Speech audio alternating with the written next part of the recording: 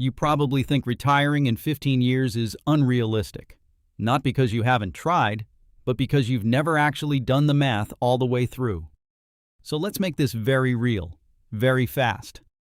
If you wanted to stop working in 15 years, not 30, not 40, how much would you actually need to invest every single month? Not a guess, not a YouTube headline, the real number. Because most people live in two extremes. Some believe you need millions up front. Others think a few $100s a month will get them there. Both are wrong, and the truth sits in a place most people don't like. Uncomfortable, but achievable.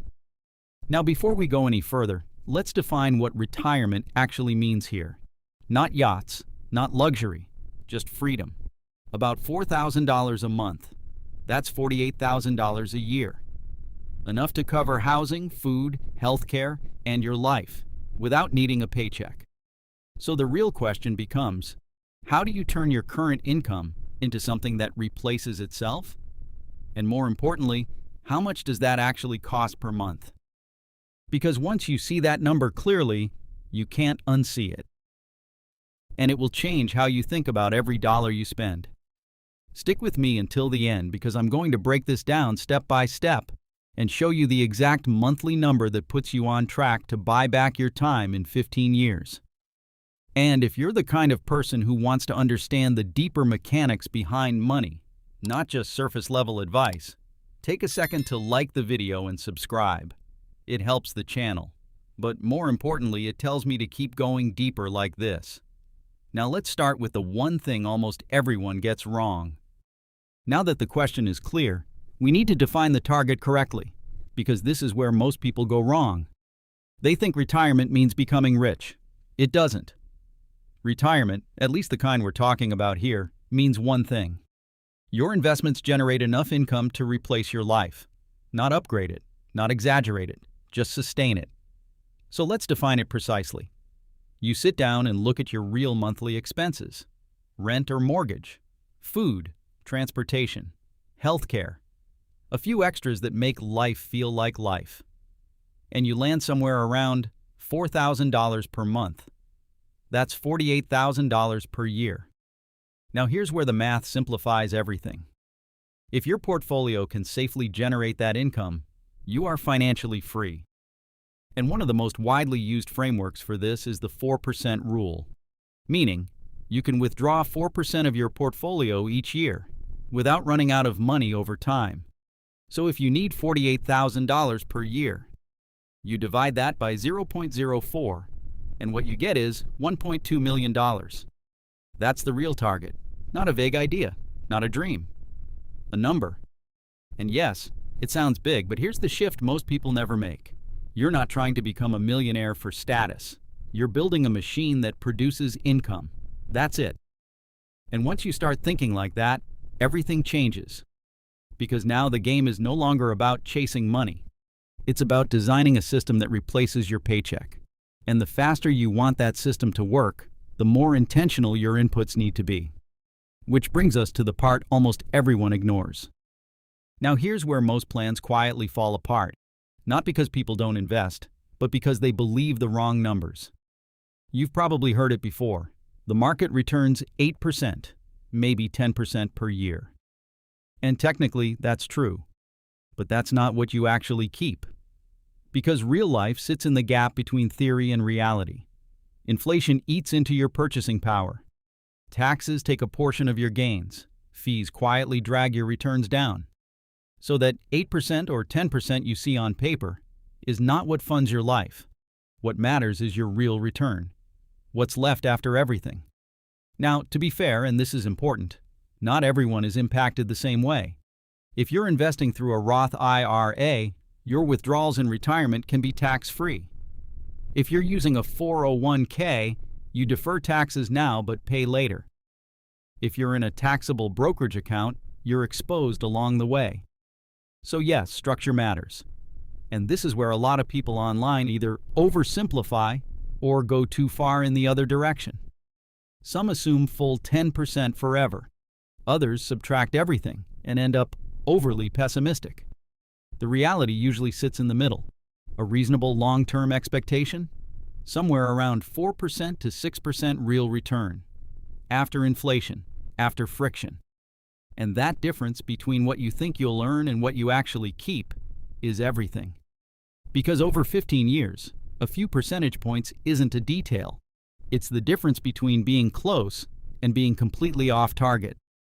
So before we even talk about how much to invest, you need to see the game clearly, not as advertised, but as it actually plays out. Because once you do, you stop hoping the math works and start designing it to work. Now let's turn this into something tangible, because theory sounds good until you actually run the numbers. Let's say you do what many people consider responsible. You invest $1,000 every single month, not once, not occasionally, consistently for 15 years. On paper, assuming around 7% annual returns, you might expect to end up with something close to $315,000 to $330,000. That sounds solid. It feels like progress. But now adjust for reality. Inflation averaging around 3%, some tax drag depending on your structure, a bit of friction from fees. Suddenly your real return compresses. And that $320,000? In real purchasing power, it's closer to something like $240,000 to $260,000. Same effort, same discipline, very different outcome. And here's the part most people miss.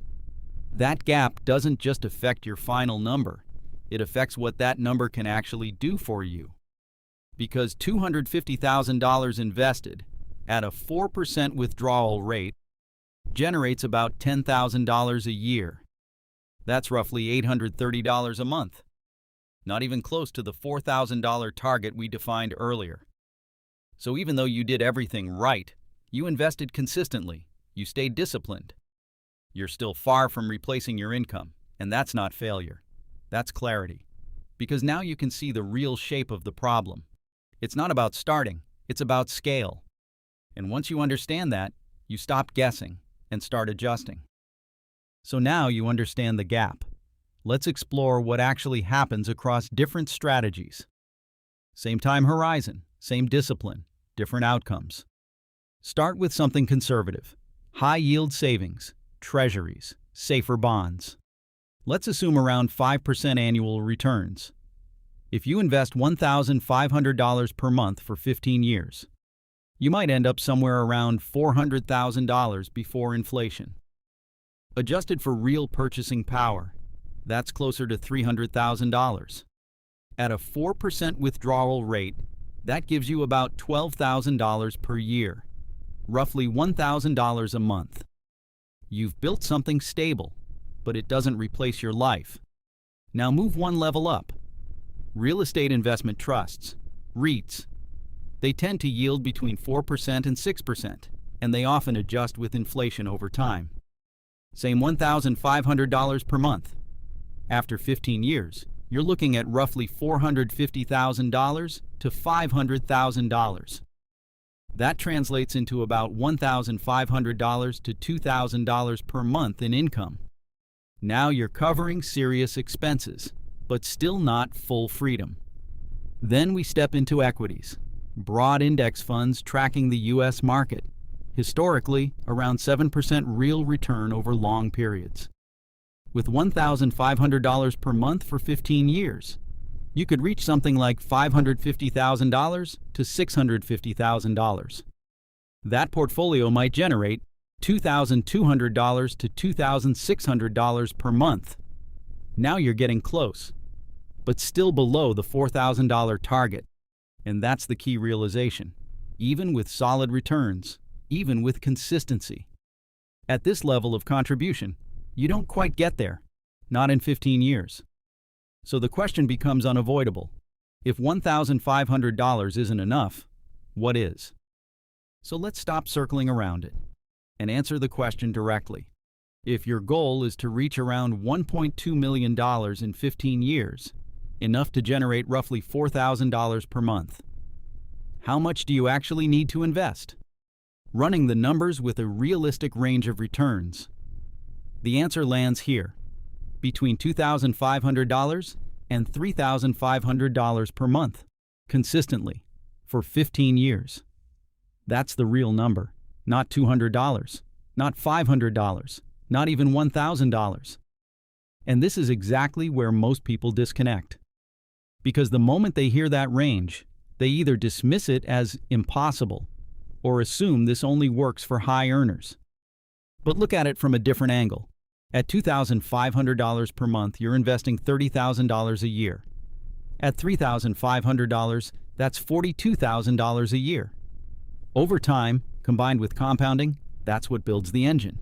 And yes, it's demanding. There's no way around that. A 15-year timeline compresses everything. It removes the luxury of going slow. It forces intensity. But here's the part most people overlook. This isn't a fixed number locked in stone. It's a moving target, because the number changes depending on how you design your life. And once you understand that, this stops feeling like a wall and starts looking like a system you can adjust, which is exactly where the real leverage begins. Now here's where this stops being just math and becomes strategy. Because that $2,500 to $3,500 per month, you don't reach it by hoping. You reach it by pulling two very real levers. The first one is your lifestyle. If you need $4,000 a month to live, that defines your target. But what happens if you bring that down? Let's say you redesign your life around $3,000 per month. Same structure, same quality of life, just more intentional. Now your annual need drops to $36,000. Using the same 4% rule, your required portfolio falls from $1.2 million to around $900,000. That alone changes everything. Because now your required monthly investment drops significantly. Not easy, but more reachable. And if you go even further, closer to $2,500 per month in expenses, the numbers compress again. This is the hidden power of lifestyle design. Every dollar you don't need is a dollar you don't have to build. Now the second lever, income. This is where most people limit themselves without realizing it. They assume their current salary is fixed, permanent. But over 15 years, that's rarely true. Skills compound, opportunities change. Income can scale. You switch roles, negotiate better, build something on the side. And suddenly what felt impossible starts becoming a decision. Now let's address the obvious objection. This only works for high earners.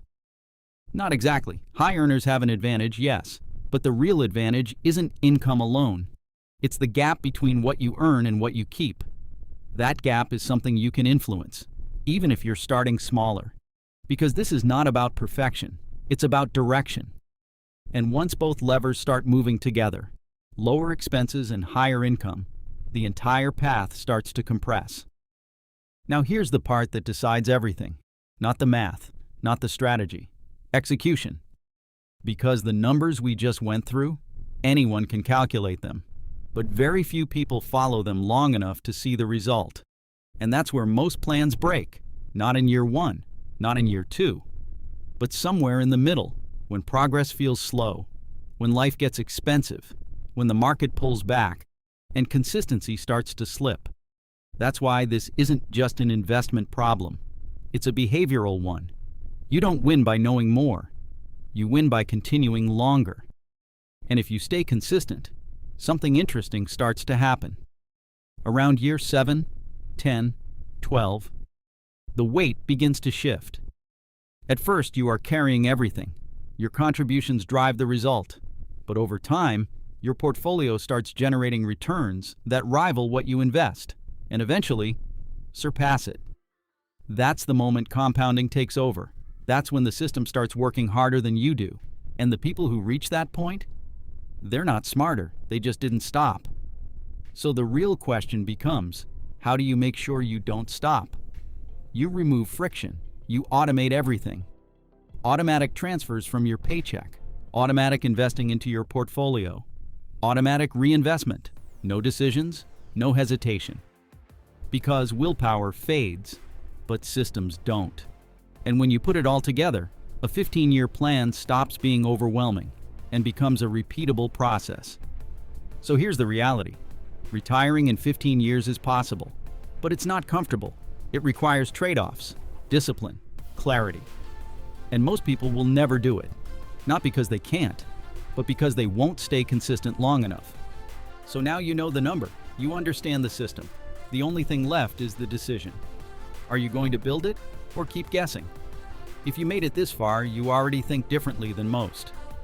So take a second to like the video, subscribe to the channel, and let me know in the comments. What number did you expect before seeing the real math? And if you want to explore a completely different angle of this idea, one that looks at whether a much smaller contribution could still get you there, I'll leave a video right here. Can you really retire in 10 years by investing $1,000 a month? Click and watch it next. Because seeing both perspectives is what helps you build a strategy that actually fits your life.